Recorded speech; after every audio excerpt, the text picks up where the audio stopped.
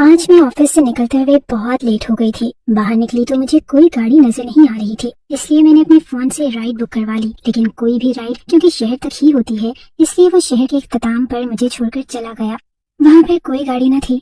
अचानक से बारिश शुरू हो गई और बारिश की गड़गड़ाहट मुझे खौफ में मुब्तला कर रही थी। मुझे यूं लग रहा था कि जैसे हजारों बदरूहें मिलकर चीख रही हैं और मैं अकेली लड़की। मुझे भी अपने गांव तक जाना था, लेकिन ना ही कोई गाड़ी मिल रही थी और ना ही कोई ऐसा रास्ता जिससे मैं अपने गांव तक जा सकती। हर बारिश लम्हा ब लम्हा तेज होती जा रही थी, जिसकी वजह से मैं मुकम्मल तौर पर भीग चुकी थी। और एक सर्दी और दूसरा खौफ, ये दोनों चीजें मिलकर मेरा बुरा हाल कर रही थी। मैं दिल ही दिल में कुरानी आयात का वर्द कर रही थी, लेकिन खौफ किसी सूरत कम होने में नहीं आ रहा था। कभी ऐसे महसूस हो रहा था कि मेरे पीछे कोई खड़ा हो। पलट कर देखती तो कोई ना होता, बस वहशत का आलम था। तेजी से चलती हुई हवा जब दरख्त के पत्तों से टकराती है तो बहुत ही अजीबोगरीब किस्म की आवाज आती है, जैसे तेज होती हुई बारिश और सुनसान सड़क मुझे खौफ में मुब्तला कर रही हो।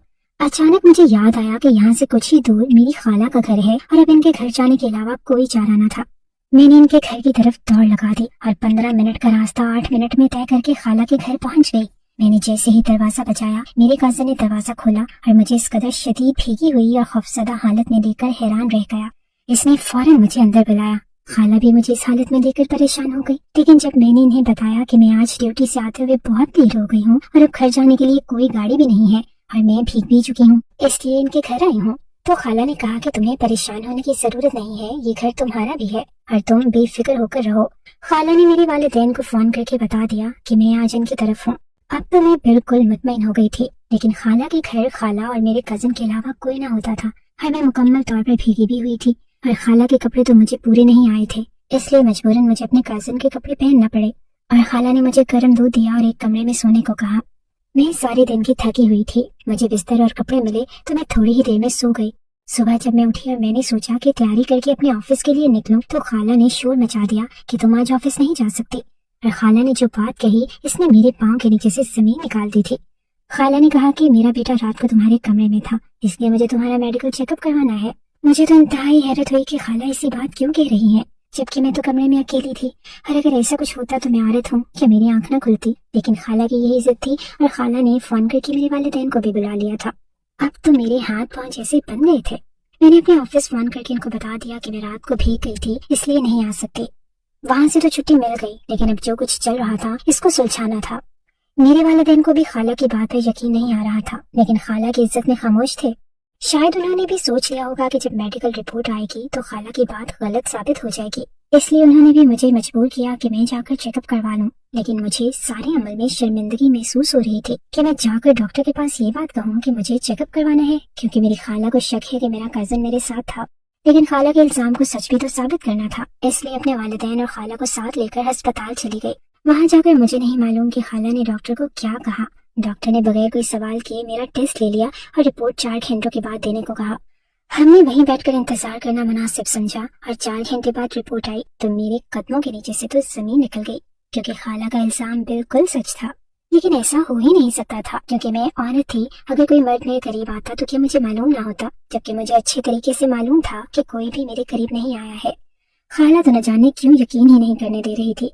मुझे लगा मेरी रिपोर्ट को फेक बनवाया गया है, लेकिन जब मैंने वो रिपोर्ट अपने दोस्त डॉक्टर को मेल की तो इसने बताया कि रिपोर्ट बिल्कुल ठीक है।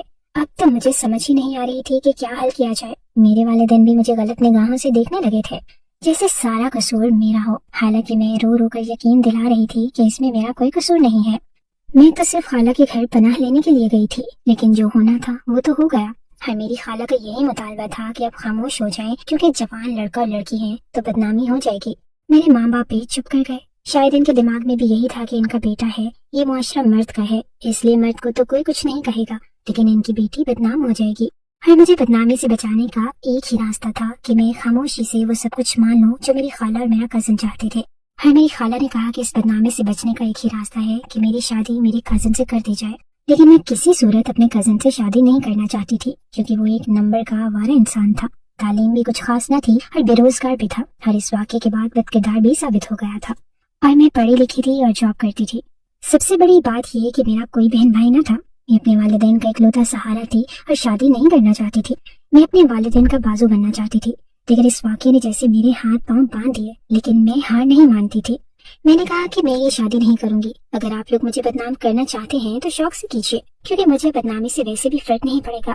मैंने शादी करनी हो, किसी मर्द के पास जाना हो और मुझे ये डर हो कि जिंदगी के किसी मोड़ पर वो मुझे इस चीज का ताना दे देगा, लेकिन जब मुझे शादी नहीं करनी तो कोई कुछ भी नहीं कहता, फिर मुझे फर्क नहीं पड़ेगा। लेकिन इस बात के लिए मेरे वालिदैन राजी ना हुए और उन्होंने कहा कि मुआशरा ऐसी औरत को कोई इज्जत नहीं देता। जहाँ तुम जॉब करती हो वहाँ तुम्हारी एक इज्जत है, एक नाम है। अगर ये बात वहाँ तक पहुँच गई तो तुम्हारा इस ऑफिस में काम करना भी मुश्किल हो जाएगा। उधर से वालिदैन का दबाव भी था। सिर्फ मेरा दिल नहीं मान रहा था कि मैं इस इंसान से शादी कर लूं जो मुझे इस मुश्किल मुकाम पर ले आया है। सारे किए कराए में मेरा कोई कसूर न था, सारा कसूर मेरे कजन का था, लेकिन मुझे इनकी बात मानना पड़ रही थी।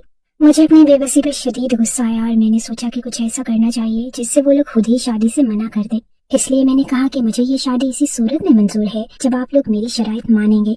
मेरी हैरत की इंतहा न रही जब उन्होंने मेरी बात मान ली और शराइत को मंजूर कर लिया। मुझे हैरत होने लगी कि वो चाहते तो मुझे ब्लैकमेल कर सकते थे, लेकिन वो मेरी शराइत मानने पर तैयार हो गए हैं।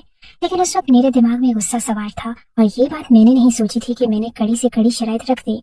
मैंने घर अपने नाम लगा लिया और हक महक करोड़ों में रखवा दिया और सबसे बढ़कर तलाक का हक अपने पास रखवा दिया। मैं इनको हर तरह से जिच करना चाहती थी, लेकिन इन सब ने खुशी खुशी मेरी तमाम शराइत मान ली और बहुत ही सादगी से हमारी शादी हो गई। शादी की रात मैंने अपने नामो नेहाद शौहर से कहा कि जब तक मेरी मर्जी नहीं होगी तो मेरे करीब भी नहीं आओगे, क्योंकि तुम जो कर चुके हो इसके बाद मेरा तुम्हारी तरफ से दिल साफ होना नामुमकिन है। इसने कहा कि ठीक है, जब तुम्हारा दिल साफ नहीं हुआ तो मैं तुम्हारे करीब नहीं आऊंगा, न ही तुम्हारे साथ कोई ताल्लुक रखूंगा, बस दुनिया के लिए मियाँ बीवी होंगे। इसका ये रवैया मुझे शक में मुब्तला कर रहा था कि कहाँ इतना सब्र भी न था इसमें कि एक रात के लिए घर में पनाह ली हुई लड़की की इज्जत बचा ली जाती, और कहाँ बीवी की बात मानकर इससे दूरी इख्तियार की हुई है। ससुराल में मुझे ऐसी इज्जत दी जाने लगी कि जैसे मैं बहुत चाहूं से बनाई गई हूँ। मुझे तो इनके रवैये हैरत में मुब्तला कर रहे थे, लेकिन क्योंकि मेरा दिल इनकी तरफ से साफ न था इसलिए मुझे ये सब भी डरामा लग रहा था। और मुझे ये लगता था कि मेरे साथ ये अच्छा सलूक सिर्फ इसलिए करते हैं कि कहीं मैं इनके बेटे को तलाक न दे दूं और या फिर कहीं इनको घर से न निकाल दूं। मैं इनके बारे में क्या सोच रही थी। मैं रोजाना सुबह सुबह जॉब के लिए निकल जाती और वापस आकर घर का कोई काम न करती थी। मैं जितना इनको तंग कर सकती थी उतना तंग कर रही थी। शायद मैं इनकी बर्दाश्त की आखिरी हद आजमाना चाहती थी, लेकिन वो मेरी हर जायज नाजायज सर आंखों पर रखते थे और कभी भी मुझे किसी काम से मना न किया करते थे। मेरे वालिदैन ने मेरी तरबियत ऐसी की थी कि मैं जॉब जरूर करती थी, बोल्ड जरूर थी, लेकिन किरदार की कच्ची कभी भी न थी। मैं कभी भी नाइट पार्टी और क्लब जैसी जगहों पर न जाती थी, जबकि मेरी सारी दोस्तें जाती थी। लेकिन शादी के बाद मैंने ये सब भी करना शुरू कर दिया। मैं रात रात भर बाहर रहती थी, मैंने क्लब में जाना शुरू कर दिया, लेकिन मेरे शौहर और मेरी सास ने इस बात पर भी कोई तनकीद न की थी। लेकिन मेरी तरबियत मुझे गलत काम की इजाजत न देती थी। मैं क्लब जरूर जाती थी, लेकिन ना ही पीती थी और ना ही लड़कों से दोस्ती रखती थी। मेरी अपनी कुछ हदूद थी जो मैं अपने ससुराल वालों के जिद में आकर नहीं तोड़ सकती थी। और ये सिलसिला यूं ही चलता रहा। ना मैंने अपना दिल इनकी तरफ से साफ किया और ना ही उन्होंने मुझे किसी बात के लिए कभी मना किया। मैं हमेशा ये समझती थी कि वो लोग अच्छा बनने का नाटक कर रहे हैं। एक मुकाम पर आकर इनकी जिद खत्म हो जाएगी और मैं उन्हें इस हद तक लाना चाहती थी, लेकिन न जाने इनमें कितनी बर्दाश्त थी जो खत्म ही नहीं हो रही थी। यहाँ तक कि मेरे वालिदैन मुझे मना करते कि ये काम तुम गलत कर रही हो, लेकिन मेरी आंखों पर पट्टी बांध रखी थी। मुझे कुछ दिखाई नहीं दे रहा था, लेकिन सच तो ये था कि मुझे आज भी समझ नहीं आती कि वो रिपोर्ट कैसे आ गई, क्योंकि मुझे आज भी यकीन था कि उस रात मेरा कजन मेरे साथ कमरे में मौजूद न था, और अगर था भी तो इसने मुझे हाथ न लगाया था। और ये वो सवाल था जिसका जवाब सिर्फ मेरे शौहर के पास था, और इससे तो मेरी अनबन चल रही थी। इसको तो मैं बात करना बिना मुनासिब समझती थी। हर जब भी मैं सोचती कि मैं खुद को बदलूंगी, वो रिपोर्ट आंखों के सामने आ जाती और फिर इन लोगों से शदीद नफरत मुझे महसूस होने लगती, क्योंकि उन्होंने मुझे बेबस करके ये सब किया है और मुझे इसका बदला लेना था। इस सारे सिलसिले में 1 साल गुजर गया। अब तो खानदान के लोगों में बातें होने लगी थी कि इनके यहाँ अभी औलाद क्यों नहीं हुई थी, और अचानक इनकी शादी क्यों हुई है। लोग हमारे बारे में मुख्तलिफ बातें करते थे, लेकिन मुझे इनकी बातों की बिल्कुल परवाह न होती थी। और मैं तो इस इंतजार में थी कि मेरी सास इनके साथ शामिल हो और वो उनके बच्चे के बारे में कहे, तब मैं इनको इनकी जुबान में जवाब दूं। लेकिन मेरी सास ने कभी भी मुझे इस बारे में कुछ नहीं कहा था, बल्कि वो दूसरी बात करने वाली औरतों की भी जुबान बंद करवा देती थी। होना तो ये चाहिए था कि इनकी अच्छाइयाँ देखने के बाद इनका वो गुनाह भूल जाती और खुशी खुशी जिंदगी गुजारती, लेकिन मुझे इनका वो गुनाह भूलता ही ना था। और मुझे शौहर से सिर्फ ये गिला था कि वो कम पढ़ा लिखा है और लोफर टाइप का है, लेकिन अब तो वो भी मुकम्मल तौर पर बदल चुका था। इसने नौकरी कर ली थी और साथ साथ पढ़ भी रहा था। माजी का कोई गिला अब नहीं रहा था, लेकिन इन लोगों ने जो मेरे साथ किया था मुझे वो नहीं भूलता था। और शायद कोई भी लड़की अपनी इज्जत पर समझौता न करती, और मैं तो थी भी जिद्दी। लेकिन अब मैं थकने लगी थी। मुझे महसूस होने लगा था कि जिंदगी ऐसे नहीं गुजरती। या तो मुझे तलाक देकर अपना अलग रास्ता चुन लेना चाहिए या फिर सारी चीजों से समझौता कर लेना चाहिए। लेकिन यहाँ मजबूरी ये थी कि मैं इसको तलाक नहीं दे सकती थी, क्योंकि तलाक का हक मेरे पास जरूर था, लेकिन इसमें शर्त ये थी कि तलाक देने के लिए मेरे पास कोई मजबूत वजह हो। मैं सूरत देकर तलाक हो जाती, लेकिन उन्होंने जो मुझे दिया था वो सारा कुछ वापस इनके पास चला जाता, और मैं तो ये चाहती थी कि इनको सड़क पर ले आऊं, और ये इसी सूरत में मुमकिन था कि मेरे पास कोई तलाक की वजह हो। लेकिन पूरा साल गुजरने के बाद भी मुझे कोई ऐसी मजबूत वजह न मिली थी जो मैं अदालत में पेश कर सकती, और इस चीज ने मुझे डिप्रेशन का मरीज बना दिया था। जिस राह पर मैं चल निकली थी वो चीज मुझे सुकून नहीं देती थी। इसलिए एक दोस्त जिस पर मुझे मुकम्मल यकीन था, इसे सारा कुछ डिस्कस करने का फैसला किया और इसे शुरू से आखिर तक सारी कहानी बता दी। सारी बात सुनने के बाद वो बहुत हैरान हुई कि ऐसा कैसे हो गया, क्योंकि एक औरत बेहतर जानती है कि इसके साथ क्या हुआ है और क्या नहीं। और जब मैं खुद कह रही थी कि एक साल गुजरने के बाद भी मेरे साथ ऐसा कुछ नहीं हुआ, और एक साल में महरम रिश्ता होने के बावजूद भी इस इंसान ने मुझे हाथ तक नहीं लगाया, तो कोई दूसरा क्या कह सकता था। लेकिन इस बात का मेरे पास कोई सबूत न था, लेकिन इनकी बात का इनके पास सबूत था, और वो सबूत मेरी मेडिकल रिपोर्ट थी, जो कि शायद मेरी अच्छी जिंदगी के रास्ते में भी रुकावट बन रही थी। मेरी दोस्त ने कहा कि मुझे सब कुछ भूलकर आगे बढ़ना चाहिए। अगर कुछ ऐसा हुआ भी था तो इस शख्स ने तुम्हें कबूल भी कर लिया है और अब तुम इसकी बीवी हो। दोस्त की बात मेरे दिल को लगी और मैंने अपना रवैया बेहतर करना शुरू कर दिया, क्योंकि मैं भी नफरत से थक गई थी। मैं मोहब्बत में जीतने वाली लड़की थी और आहिस्ता आहिस्ता सब ठीक होने लगा था। जब मैंने इनकी मोहब्बत को ढोंग समझना बंद किया तो मुझे महसूस हुआ कि वाकई वो लोग मुझसे शदीद मोहब्बत करते हैं और मेरी हर बात का हुक्म दर्जा देते हैं।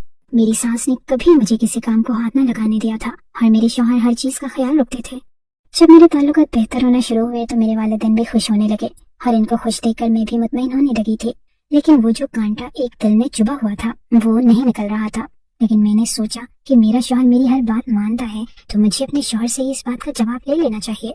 इसलिए मैंने अपने शौहर से कहा कि क्या आप चाहते हैं कि मैं घर में नॉर्मल औरतों की तरह रहूं, नॉर्मल बिहेव करूं, तो आपको एक बात का सच सच जवाब देना होगा।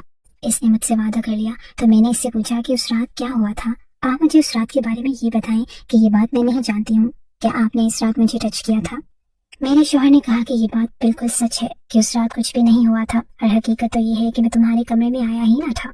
मैं तो अपने कमरे में था, लेकिन ये भी सच है कि मैं तुम्हें बहुत अरसे से प्यार करता हूँ और मेरी माँ बहुत दफा आप लोगों के घर रिश्ता लेकर भी गई थी, लेकिन तुम्हारे माँ बाप ने इनकार कर दिया था। लेकिन मैं तुम्हारे अलावा किसी भी लड़की के बारे में नहीं सोच सकता था और ना ही सोचना चाहता था।